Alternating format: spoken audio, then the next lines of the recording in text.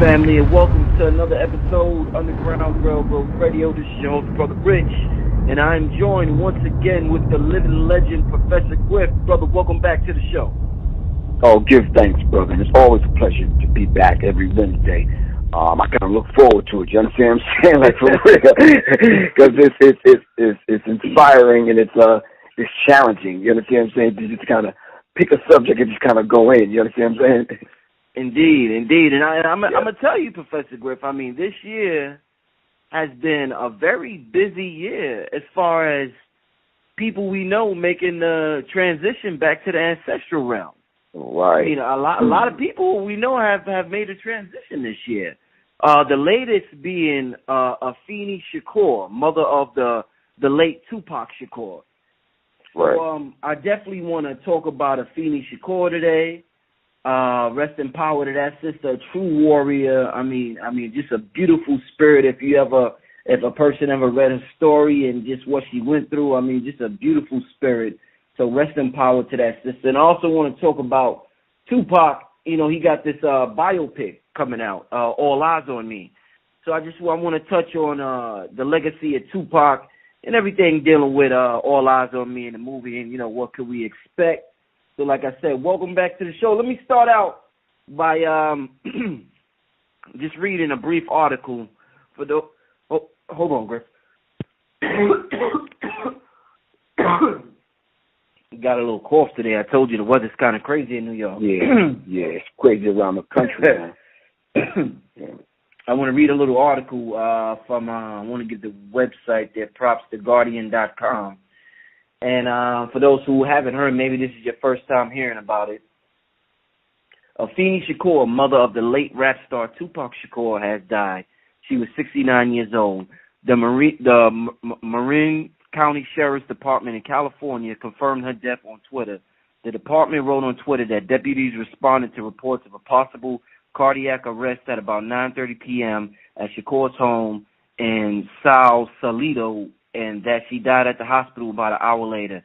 They added that the coroner will investigate the cause of death.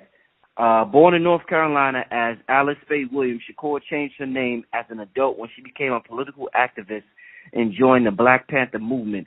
She was pregnant with Tupac in 1971 and incarcerated while she and other Panthers were accused of plotting to bomb locations around New York City, including 2 police stations.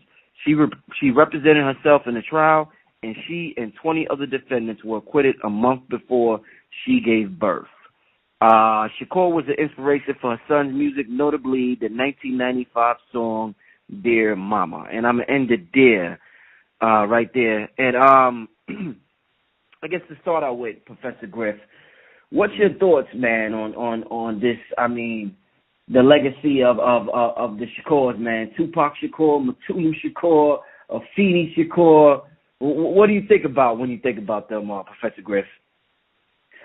I think of the average black family growing up, but a unique black family growing up in the time of turmoil in America and in the time of chaos in America, but in one of the most beautiful times in America for black people as far as solidarity, coming together, recognizing our true identity, and then having the gall and the spirit and the courage to stand up for what's right for black people and stand up, and not only for black people, but stand up for all people, the whole human family that joined on to the Black Panther Party and benefited from what the Black Panther Party was doing and took notes from what the Black Panther Party was doing. So that family in and of themselves, all right, should be applauded, and we should take notes because they stood the test of time. You understand what I'm saying? And they let us know that, you know, we have to be able to stick to and stand by our values, our interests, and our principles. And regardless of the situation, can you just imagine going through periods of battling incarceration while you're pregnant? Can you and drug addiction and homelessness, and then a nasty divorce as of late, and then husband wanting to get half of what Tupac put down? Come on, man. That takes a lot for not only a mom to go through, but a family to go through. You understand what I'm saying? Right. Yeah, that's very very real, man. So when I reflect back on not only her life, but all those individuals that you mentioned, Matuba Shakur, I reflect back, on his life and all of the brothers from the BLA, the Black Panther Party, all of those organizations that have fought, bled, and died for the liberation of black people. I take my hat off, I salute them, and I take notes from their struggle, man. I sat with next to his sister at one of these awards shows in New York, and we had a long conversation because we sat next to one another the entire night. You understand what I'm saying?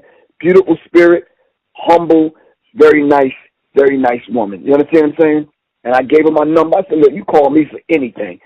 You understand what I'm saying? Right, she said, I really thank you, Professor Griff, and if I ever need your help, I will. Yeah. Indeed. Wow. Well, it's a few days before Mother's Day, and what made a lot of people recognize and look up Afeni Shakur and what she went through was the song Dear Mama. I mean, when Tupac's song Dear Mama came out, it was like everything. I mean, every people of all generations loved that song Dear Mama. And it makes me think about, Professor Griff, the relationship between a son and a mother. I remember growing up, I would hear my mother and my uncle, they used to sing the song, what was that song? By the Intruders, I Always Love My Mama. Oh, yeah, I always love my mama. That's it. My favorite girl. So, right, that's my era, right? Yeah. So I'm very familiar with, all these songs about people, these males make about their mothers, and it's just amazing seeing the connection between the black man and his mother. And when you look at the relationship between the black man and the black woman, it's kind of opposite between the black man and his mother. Black man loves his mother to death, will do anything for his mother. Mother's Day in New York, Professor Griff, the streets is lit up. On Father's Day, you barely see anybody outside. Wow, okay. Wow, so, wow. I guess I'm trying to say, why so much turmoil when it comes to relationships and when it comes to the black man trying to find a black woman, when a black man usually has an amazing example of strength, of wisdom, of love through his mother. And we see that reflected through the music generation after generation, and also through the way men treat their mother. So where does the disconnect happen between the man loving his mother to death and then hating that black woman, or not saying, not in a general sense, but not getting along with or not being able to find that love that he had for his mother in a mate? I think it's built into the relationship in and of itself. This is the woman that carried you. This is the woman that you pulled the nutrients from her breast. This is the woman that educated you and protected you. This is the woman that that taught you. Even if the black man was around, the father was around. This is the woman that mainly taught you those first valuable lessons, at least for the first 4 to 6 years after carrying you for 9 months. So it's a special connection that a son had with his mom. I had that connection with my mom. You understand what I'm saying? And it's very, very critical that when you look at your mother, at all that she had to go through, this is why when the football players scored a touchdown and the camera get in their face, the first thing they say is, "Hi, Mom." You understand what I'm saying? not dad, but hi, Mom, because we have that special kind of thing for mother. And I think, but because of the parallel struggles that Tupac went through, along with dad, along with uncles, along with Black Panther Party, along with mom, I think the connection was that much more intense and much more intensified And that is the energy that he put into that song, Dear Mama. You understand what I'm saying? And many rappers and MCs around the globe have to come up off their revolutionary vibration, so to speak, put down their gangster mentality and their gangster swag or whatever you want to call it, and pen a song dedicated to mom. You understand? And show that softer side. You understand what I'm saying? Right, no, definitely. They have to, and all of us, you as well as myself, when we heard that song by the Intruders, 4 brothers that put that song down on Kenny Gamble's label, Gamble and Huff's production on the Philly International label, I'll Always Love My Mama. That's played every year. Right, yeah. You understand what I'm saying? In and around Mother's Day. Because it says, I'll always love my mama because she's my favorite girl. She brought me into this world. You understand what I'm saying? Yeah. And that's a beautiful thing when you reflect back on Mother, when you reflect back on all that Mother has done. But even when we have to interact with just a concept of the mother, of Ma, rappers say, especially in New York, yo, Ma was good. We say Ma, and we really giving reverence to the great mother, to the grandmother, to Yimmy Ya. You understand what I'm saying? In certain African spiritual traditions. And we have to understand that, knowing and understand that she brought us through the water, the bag of water that we lived in for 9 months. Like the mother that brought us over, in a very esoteric kind of way, when we were brought over in the hulls and in the belly of the ship through the water. Same concept. Right. You understand what I'm saying? If you want to look at the esoteric meaning of it all, but we have to look at the great Ma, the great mother. And then even when we talk in the esoteric reference, we still speak of the Mother Earth. We don't say Father Tongue. We don't say Father Earth. We say your mother tongue. When you talk about language, we talk about Mother Earth. We talk about Mother Nature, natural, netters. You understand? All the forces of nature are normally feminine, females. There's some masculine. We have some masculine Orisha and deities, but we talk about the feminine aspect of them because we relate to it, because we understand that. We understood when the mother held us to the left side to suck on the left breast to put us near closer to the heartbeat. You understand what I'm saying? Mm. And when she sang that song to us, that's the song that we remember. So when Mom called our name, when the street lights went on, we knew instinctively to come in the house because Mom is calling. You understand what I'm saying? Mm-hmm. And then when we was in places like the rural South where we didn't have damn street lights, when them damn lightning bugs came out and they lit up, we knew to take our ass in the house because Mom was gonna have something to say. You understand what I'm saying? Right. But we lost the Nana, Dr. Frances Cress Wilson. We lost Natalie Cole. You understand? And it was a mom, it was a mother, it was a black mother that gave birth to Michael Jackson. We lost James Brown. We lost Don Cornelius. We lost Delbert Blair. We lost who else? Maurice White. We lost from Earth, Wind and Fire, who gave us the signs and symbols, who gave us the elements. It was a woman that gave us Prince. It was a woman that gave us Billy Paul. You understand what I'm saying? Mm-hmm. Who sang Me and Mrs. Jones. We got a thing going on. You understand what I'm saying? Right. Who we lost recently.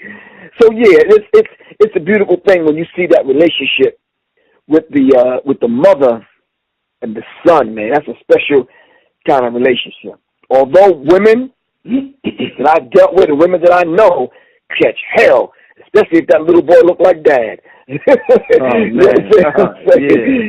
a critical thing, man. And I've seen the flip side of that. Sit your ass down. You're doing just like your man. No good ass dad. You understand? I hear that all the time, bro. Yeah. I hear it on the streets in New York and in other places. And it's critical, man. But the child can't help it. The child can't help it. And after all of that, as soon as we get the money from the NFL contract or the basketball contract, we always buy Mom the house. We always get Mom the fur coat, the diamond ring, the bracelet, and the jewelry, and the car. You understand what I'm saying? We always want to look out for Mom. Indeed. Just a quick comment before I ask the question. Next question. I remember when I was real young, Griff, and I didn't know exactly how to pray. My mother was first teaching me how to pray, and I started praying on my own.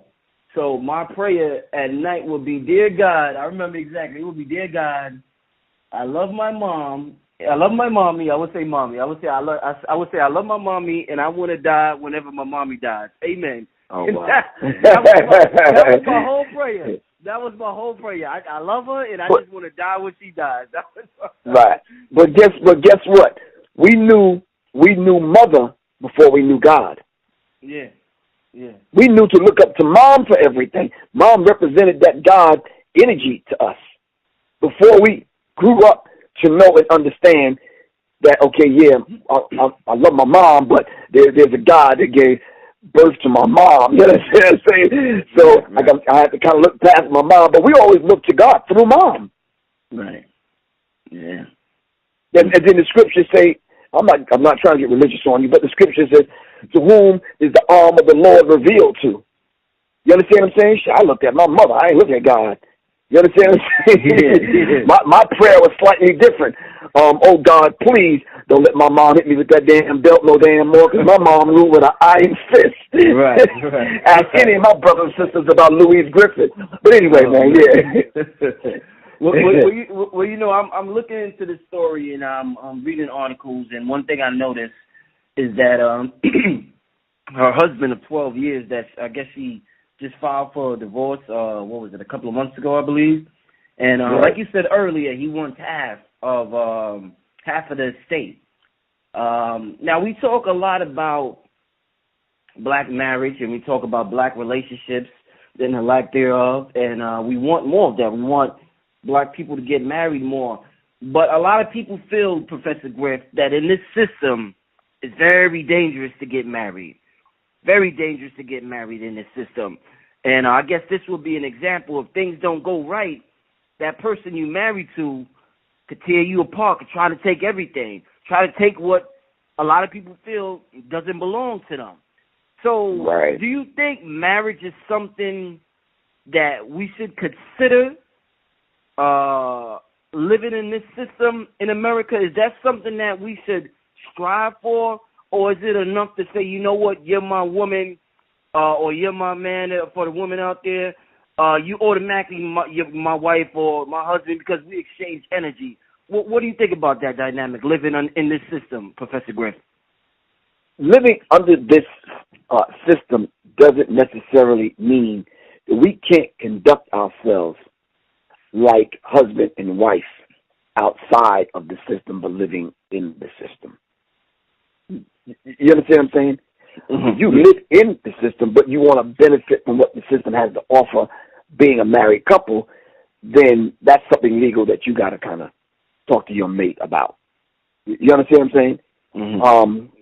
If we live by the divine law, we don't necessarily need the permission from our oppressor to treat and to deal with one another like we're a married couple and a family. Because as soon as you sign that contract, you understand what I'm saying? Of course, it's a contract. As soon as you sign that contract, you fall up under a set of laws, and that gives the state permission to come in and regulate your home for you. You understand what I'm saying? You might want to read that marriage certificate, which is a contract between y'all two, plus it's a contract between y'all as a couple together against the state or with the state. Right. So we have to look at these things very, very, very, very, very closely. You understand what I'm saying? It's funny that you should mention that, Brother Richard asked that particular question, simply because I was doing some research, right? Mm-hmm. It says, according to a report at TMZ, now let's deal with that first, all right? But can you give me a minute, brother, to break this down? Sure, yeah. Okay. According to a report at TMZ, and I keep promising I'm going to break that TMZ thing down, not this interview, the next one. I did some research on TMZ, and TMZ is run and owned by Warner Brothers. Mm. Guess who is responsible and who fell right in place shortly after she passed away as guardianship and who's going to handle Tupac's estate? It says the trust is very specific about where the money will go. According to Charity and Family Shakur, was in process of a divorce at the time of her death, and her estranged husband is not listed in the trust. So the site says Tupac's money and music will be virtually untouchable. The estate has been selective into how it handles Tupac's music rightness to be used. Recently, Tupac was featured in the Powerade advertisement with Derrick Rose and so on and so forth. But it goes on to say that the estate, she was very meticulous about who was going to handle the estate. And they said Afeni Shakur had set up a trust to control all of Tupac's music rights, and a representative of the estate tells us that the paperwork is flawless. She also named the perfect executor. Guess who it is? Who? Tom Wiley. And guess who Tom Wiley is? He's a former head of Warner Brothers. Wait a minute now. Who was Prince fighting for 18 years? Warner Brothers. Who owns TMZ? Warner Brothers. These some devils, man. Wow. These some devils. Who? I can't say that because I want to be factual when I say that. Now I don't want to upset people, but trust me, Warner Brothers is in bed with the same people that released Beyonce's video Lemonade, and guess what they did at the end of the Lemonade? The video. They was carrying a purple casket 2 days before Prince died. Wow. Wow. Come on now, let's make the connection. TMZ is owned by Warner Brothers. The estate, Tupac's estate, is going to fall back into the hands of Tom Wiley, who's a former head of Warner Brothers Records, to handle the valuable catalog, which is reported by TMZ. Prince is in a battle to get his music back and his catalog back with fight with Warner Brothers for 18 years. All right. And then we do the research and we start decoding stuff. Myself, Black Dot, and other people start decoding stuff. And at the end of the Lemonade video, Beyonce's pallbearers are carrying a purple casket through the streets right before Prince's death. Come on, man. Come on. I got to look into that, man. That you hit me with one right there. I got to look into Come on, man. Wow. We got to connect the dots that Steve Coakley has taught us to do. You understand what I'm saying? And then if you do the numbers, I talked to King Simon. Do the numbers, man. She passed away and reported it was 9:30. She died at the age 69. We constantly see the number 3 in this. You understand what I'm saying? Mm-hmm. And this is critical, man. This is critical. I'm going to let King Simon break down and tell you what this whole idea of this 3 thing about. Of course, you already know I dropped the triple alphabet theory because I dropped it last night because I did the numerology. You understand what I'm saying? Mm-hmm. So I talked about the triple alphabet theory on my show last night and how this 3 plays into this thing. And we have to look at it, man. We have to look at it for what it is. But anyway. Yeah, I'm sure the people definitely going to be looking into that. You're going to have me look at this Lemonade video too, man. I got a wow, man. I didn't know that. Come on, let's look at why the entertainment website was made a product of AOL, and AOL is in bed with Time Warner, but is now solely owned by the Warner Brothers. This is TMZ, the triple alphabet theory, AOL, TMZ, all of them, CNN, IMF, MTV, BET, all of them. We can break down and figure out who controls and owns them. You understand what I'm saying? It's not difficult, Brother Rich. Shit, we built the pyramids, man. Come on. Well, you know, I want to. They got this movie coming out about like I mentioned earlier, the biopic, All Lives Are Right, and it's chronicling the life of Tupac Shakur. Want to ask you, in terms of Tupac, we talked about Dear Mama, one of the most recognizable songs Tupac has written and performed.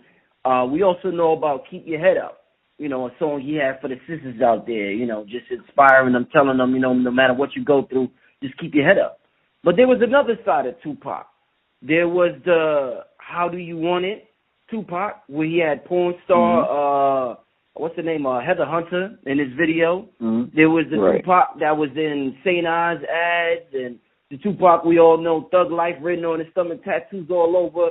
So some people feel as though his behavior was kind of hypocritical, or his behavior didn't match sometime this Black Panther or this social activist image that he tried to portray.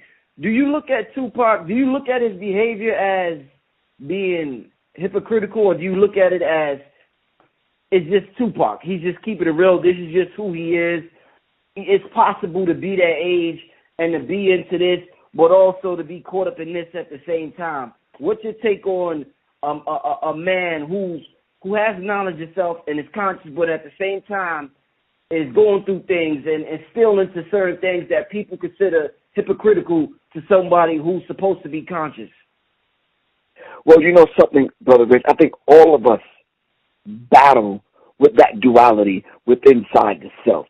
In order to perfect Ma'at, we go through these trials and tribulations, and we often deal with the lower nature, the higher nature controlling the lower nature, and having to meet where, Brother Rich? In the center at the green chakra. Mm-hmm. And this is why a lot of times, a lot of us feel so deeply, because we do battle with the self.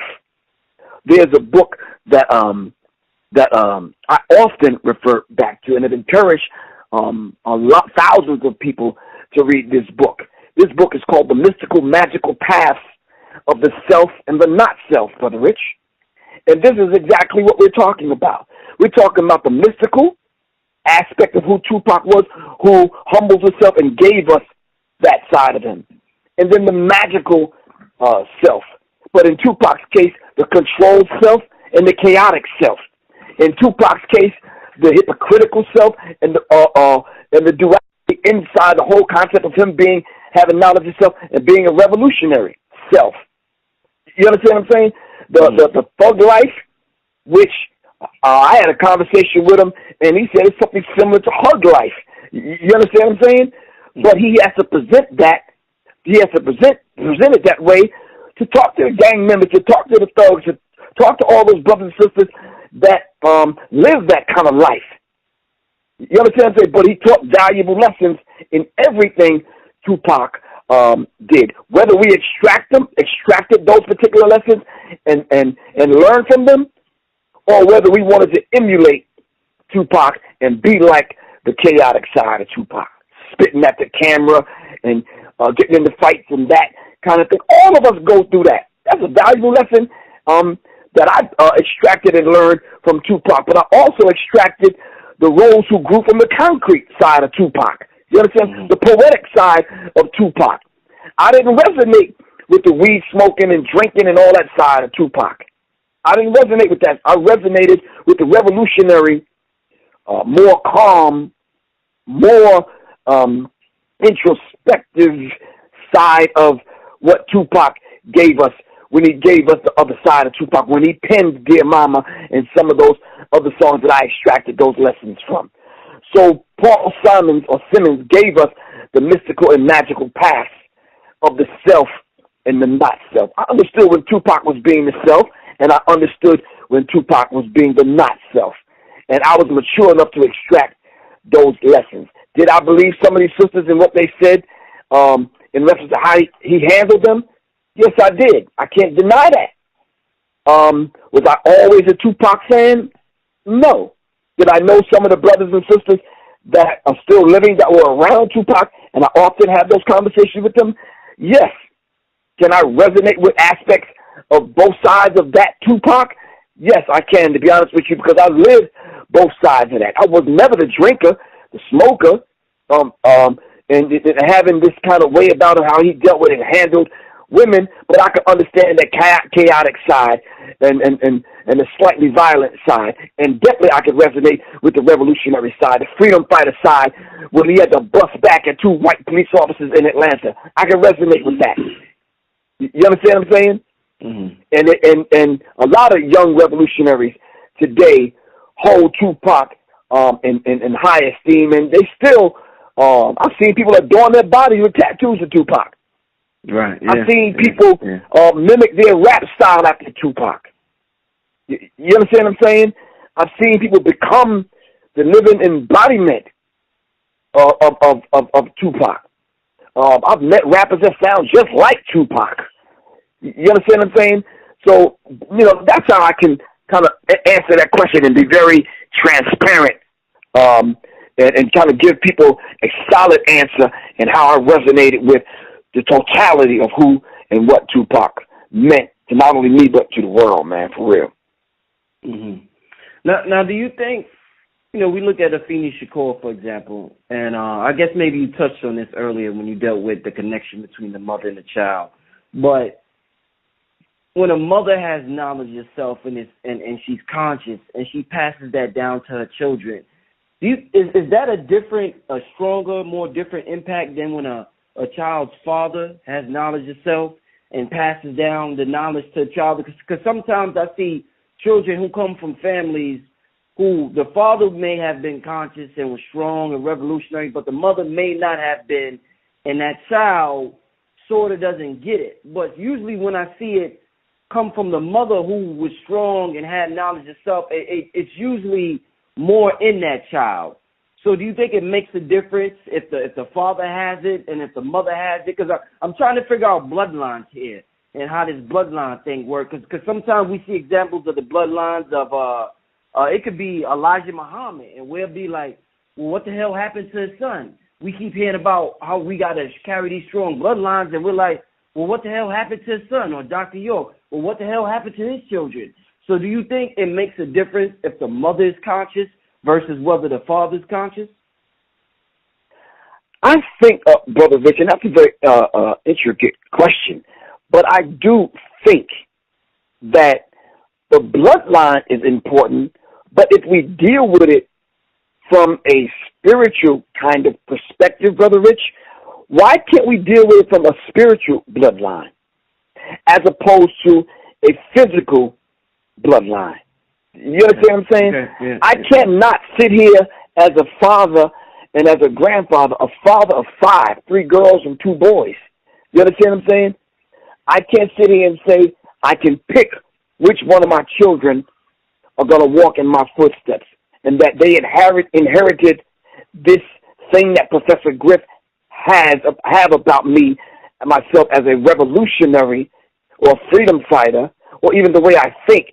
I can't put that on my children and then have these great expectations that Takia,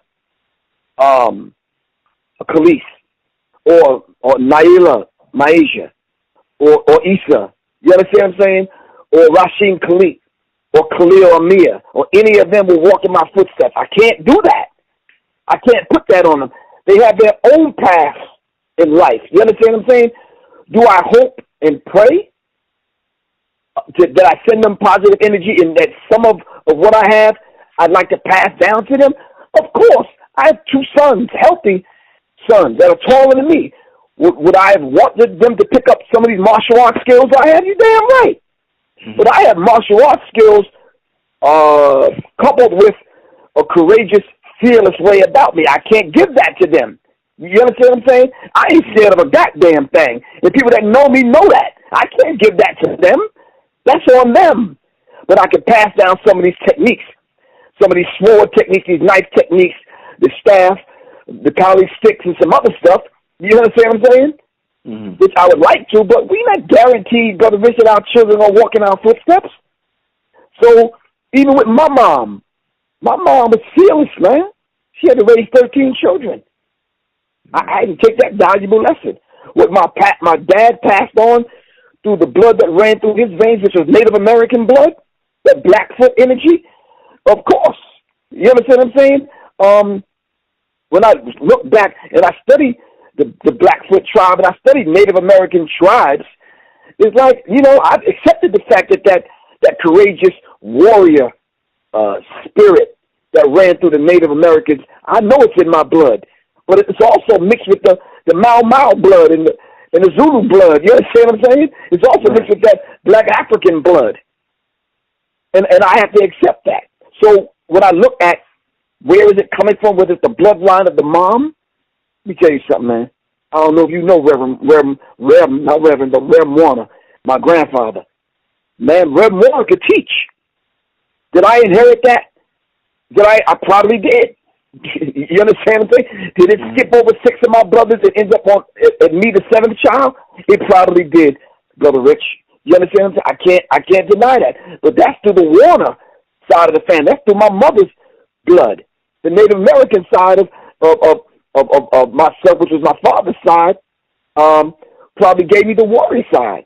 And this is how come I'm looking at myself today, dealing with the mystical and magical path of the self and the not self. I'm looking at myself today and says, okay, I see where I got this way about me that when I go teach, it almost sounds like I'm in the damn church or on the damn street corner. You understand what I'm saying?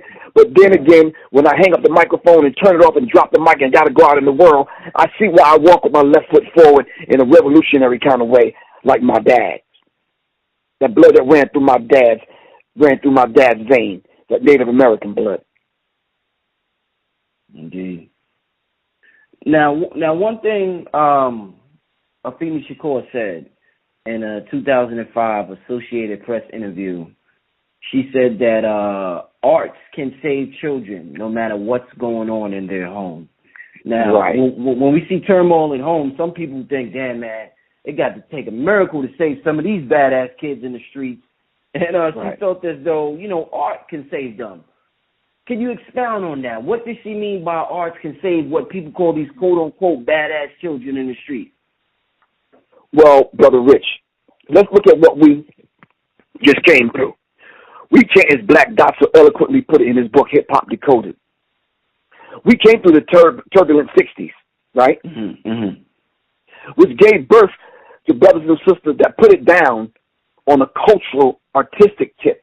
Whether they were the last poets on the corner, or whether they was painters, sculptures, or whether that energy ran through some of the filmmakers that gave us some of the brilliant films, and some of the things and some of the poets that we gave birth to. I don't care if it was the Watts Prophets or whoever, Gil Scott-Heron or whomever. But what happened in the 70s when they strategically, after studying Mao Zedong's China, after the Chinese took art and took poetry and song and dance and plays and turned China upside down as far as the revolution is concerned, the white man studied that and said that will never happen in America. So when the brothers were being very artistic, and James Brown said, say it loud, I'm black and I'm proud. The last poet said, the white man has a God complex. You understand what I'm saying? When these kind of things was being taught and repeated in song and in dance and in poetry, the white man said, nope, we're not going to allow that to happen. And guess what? He shut down those programs in the 70s. Tell me I'm lying. Yeah. He put those movies out, those black exploitation movies out. Shut down the art program. Shut down the music programs in the schools. Shut down the youth centers. We took to the streets, and guess what it gave birth to? Hip-hop. Turn around, 10 years later, Public Enemy, Queen Latifah, Brand Nubians, Poor Righteous Teachers. It gave birth to that, and we brought that cultural, artistic way right back around, and we created another revolution. You understand? A revolution of the mind. You understand what I'm saying? And we began to teach people once again through the arts and through the culture. So Tupac's mom was dead on it. Afeni Shakur was dead on it. Art can save children. And through the children, the art through the children, we can save the world. This is how come they had to shut down the art.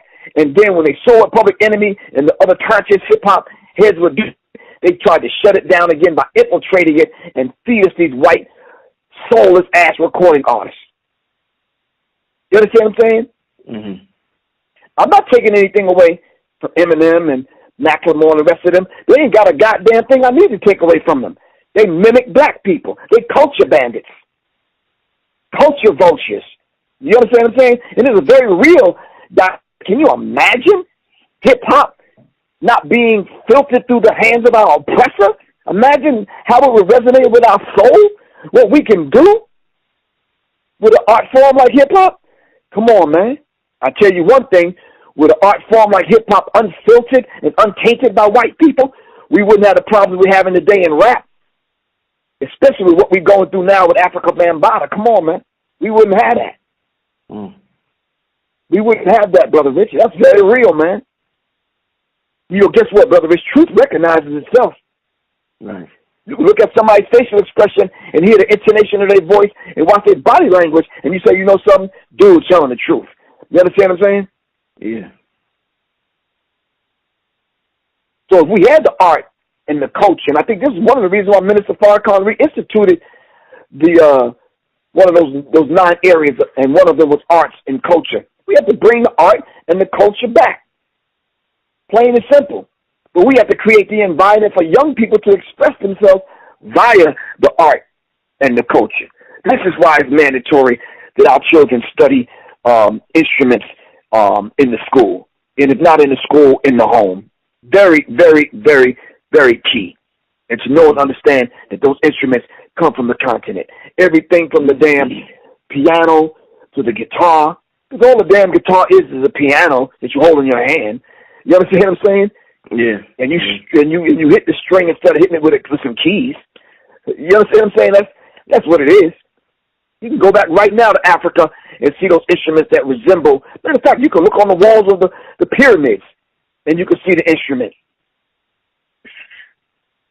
And that's the same thing that I think Afeni Shakur was alluding to. Even though we had to take the bastard language and do our poetry, we still was managed to take these dead-ass, dry-ass verbs and nouns and syllables and crafts and put some life into them. You understand what I'm saying? Mm-hmm. To speak to the souls of black folks via the arts and the culture. Now, you know, Professor Griff, I got one more question. I'm sure this movie, the biopic, All Eyes on Me, is going to deal with the whole quote-unquote East Coast, West Coast beef. And a lot of people that was around Tupac and around Biggie, and even Tupac said at that time that, you know, it's really the media is hyping it. They kept talking about how much the media was hyping it and how much the media was trying to make it much, much bigger than what it really was. We live in this fast forward to 2016, we live in a different time now where there's a different type of media. There's social media, there's Facebook, there's YouTube, there's Twitter, there's Instagram. So we can't blame traditional media, but I noticed that people are following the footsteps of media, and they do the same thing the media did back in the day. If a beef happens with Griff and somebody, everybody's hyping it, everybody's sharing it.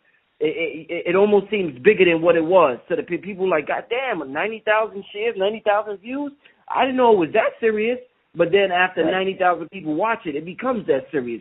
So there's a lot of interesting people that listen to the show that get caught up, just like Pac and Biggie might have got caught up in the media hype. They might get caught up in the social media hype. So what would you have to say to all those out there so we don't see what happened with the media in the 90s happen with social media in this day and time? What advice would you give to everybody out there that's on social media? I think Sam Yet said it best. He says there are other ways to kill a people or colonize them, but none is more certain than the denial or control of their food. How about the denial and control of their information, especially the information that's going to keep them alive? What is this propaganda or this propaganda? I was at a barbershop getting my hair cut today, and we struck up a conversation about predictive programming.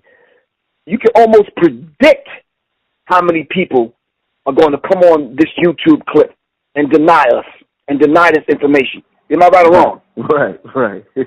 We know we're going to get some idiot, some agent, some demon to come on here and say something stupid and something crazy. And what they're actually trying to do is kind of set it in motion where other people will pick up on it and follow suit. Now, I think people are getting wiser, Brother Rich, to their tactic. You said this is a different media, and media is multi-ethnic destruction in America, or maniac European devils in action. Brother Rich, I beg to differ. This is the same goddamn devil, the same tricks that they pull. They just doing it in a different format.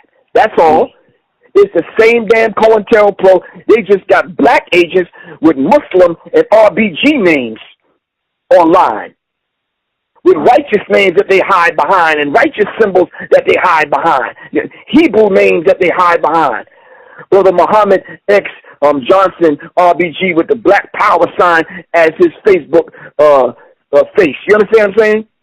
His profile picture. And I always say that social media is the best thing that ever happened to the goddamn coward. And that's real, man. TMZ, straight up, is run like a goddamn intelligence agency. Tell me I'm lying. Come on, man. If you really look at how an intelligence agency is run, look at TMZ.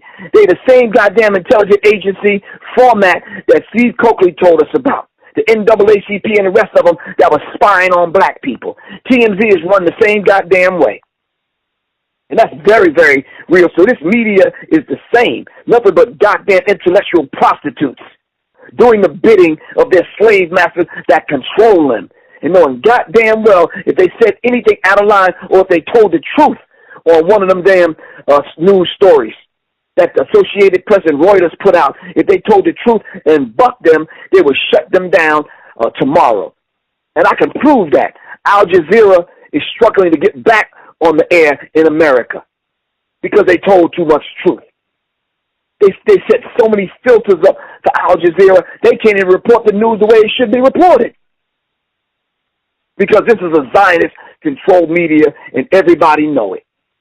It's a handful of people that control everything that we see, hear, and digest through social media. This is how come they frequently shut people's Facebook pages down and block the information coming through YouTube. This is how come they filter those people that constantly put out revolutionary kind of information. This is why they keep tabs on who we are and how many pages we have, and they shut them down periodically. This is why you got to revamp and refresh your Twitter page and your Instagram page, and this is why they want you to put in a new damn password at Google and Skype and all this other kind of stuff. They keeping tabs. And what better way to do it, man, than have your own built-in FBI file on goddamn Facebook? And now that they got the RYHME scan, and now that they got fingerprint technology and all this other kind of stuff, it's very easy to keep track of people, man. Come on. Come on. Somebody sent me a bogus message from Dubai. I know some people in Dubai. And I had to contact them and ask them, well, did you send me a message last night pertaining to... They're like, nah, Griff. I ain't talked to you in about a month. I'm like, okay. I got you. That's them people at work. You understand what I'm saying? Yeah. So to answer your question directly, it's the same media. It's the same people using these dirty tricks, man. These same people using these dirty tricks, and we can't. Let's not get it twisted, man. They'll deal with the least of us to cause some chaos, man. We start to look at these people, Dr. So-and-so and Sister So-and-so and Brother So-and-so. Where these people come from? Ain't nobody heard of these people. You understand what I'm saying? We need to set up a validation program. In order for us to take so-and-so serious, somebody got to validate them. 12 people got to validate them before we listen to them. You understand what I'm saying? And that's real, man. We must be about the business, man, of liberating the minds of black children. In order for us to do that and for that to occur, the minds of all blacks who interact with children must be liberated. Am I right or wrong? Indeed. There's no other way. This is why we got to neutralize this madness that Bambaataa has given us. What I just read is from Body E. Wright. You understand what I'm saying? And I'm telling you something. The first report of Afeni Shakur's death, the first thing I got was this Illuminati blood sacrifice. Because people's antenna is up now. So immediately I started looking into, was she associated with Warner Brothers? And yes, she was associated with Warner Brothers. I'm not saying it was a blood sacrifice, but I'm saying we have to look into it. And as I said before, if y'all find Professor Griff dead in his bedroom, blah, blah, blah, blah, blah, do a thorough investigation. You understand what I'm saying? Right. I'm serious. If y'all find that they're reporting that I died in some goddamn tighty-whities, some funeral rooms, they say, nah, fuck that. He ain't even wear tighty-whities, man. Don't even fall for that. But anyway, Brother Rich. Well, don't get me wrong, Brother Rich. I don't wear no goddamn leopard skin ass fucking red, black, and green thong either. Right. You understand what I'm saying? Right. Let's not get that twisted. Anyway. Yeah. As always, leave your info, Professor Griff, as always. Okay, now I want to shout out the brothers and sisters in New Orleans that invited me in, the AFENI Effect, and those brothers and sisters down there at the community bookstore. Shout out to them. Really appreciate y'all. And of course, y'all can reach me at 678-557-2919. I'm gonna be in St. Louis, man, at the end of the month on the 28th, and I'm going to San Francisco, man, to shoot part of the film Artifactual, man. Interview some people. I'm going to be in San Bernardino and a few other places doing a couple of lectures with the Ethiopian brothers and sisters, man. Yeah. Hell, I look like them anyway, so I might as well go talk to them. You understand what I'm saying? But you can hit me up if you want to email me at seriousminds@gmail.com. And, of course, Facebook, go to Serious Minds or Enemy Minds or just Kavan Shah. And just Google my name if you people talk about they can't find me. Stop that. My phone number been out there for 15 years, man. Y'all ain't looking hard enough. And Brother Rich, Monday, my book is going on sale. The Psychological COVID War on Hip Hop Part 2, which is called Symbology, is going up for pre-sale, and I'm releasing it June 17th at the Power Talk conference that's honoring our brother. Oh, what's the brother? The brother's name slipped my mind, man. Who's the brother that deal with the economics? Claude Anderson. Honoring Claude Anderson at the Power Talk 3 in Washington, D.C., June 17th, 18th, and 19th in D.C., man. But I really appreciate you, as always, Brother Rich, and Brother Baruti, Imwalamuke Bamani Baruti. I sat with him and his wife today. He told me to give you the greetings, and he said to tell this brother we're doing a marvelous, brilliant job. You understand what I'm saying? Guess what, Brother Rich? What? This has inspired me. The conversation I had with you the other day about this business thing that we're going to do inspired me to kind of set that up also in Atlanta, and I'm calling it the Alchemical Cipher, and we're going to bring some people in and interview them live.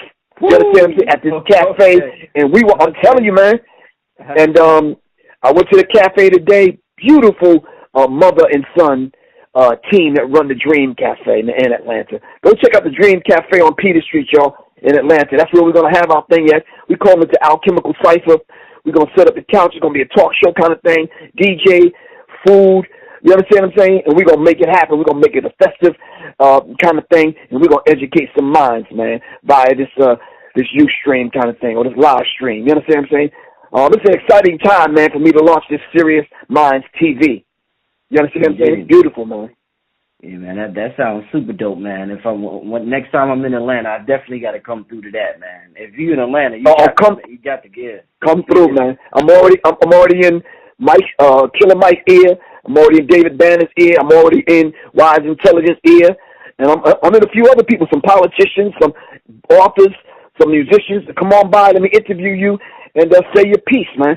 And the beautiful thing about that, at the end of me interviewing them, they got to tell us a story at the end or give us an a cappella song or a poetry piece. Because we don't want no music. We want to hear from your soul, man. Woo! There you go. You understand what I'm saying? That's how we want to do it, man. For real. Yeah, man. Yeah, man, I definitely look forward to that. I know the people can't wait for that right there, man. And it's going to be live stream, so wherever you at in the world, you're going to be able to tune into that. So, yeah, right. Keep up the good work, Professor Griff. And as always, man, thank you for coming on the show, Underground Railroad Radio. Thanks for everybody for tuning in. We see all y'all next week, family. Peace.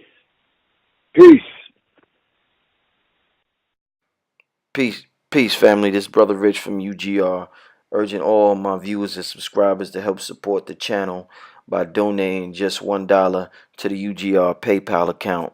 We appreciate the viewership and support, and we understand the power of $1. If you benefit in any way, shape, or form, we ask that you donate $1, whether it be monthly, bi-monthly, quarterly, or yearly, so that we can build our brand to compete with the NBCs, the MTVs, and the Foxes of the world. I figured since Kanye could ask Mark Zuckerberg for $1 billion, I can ask my subscribers to donate $1 so I could make the best possible content possible. The main objective of this channel is to inspire you to become the greatest version of yourself. So hopefully throughout the years of you watching this program, you have been inspired to become the greatest version of yourself. If you would like to donate, you could go to www.paypal.com and send a donation to richandmerit7@yahoo.com. Thank you and enjoy the rest of your program.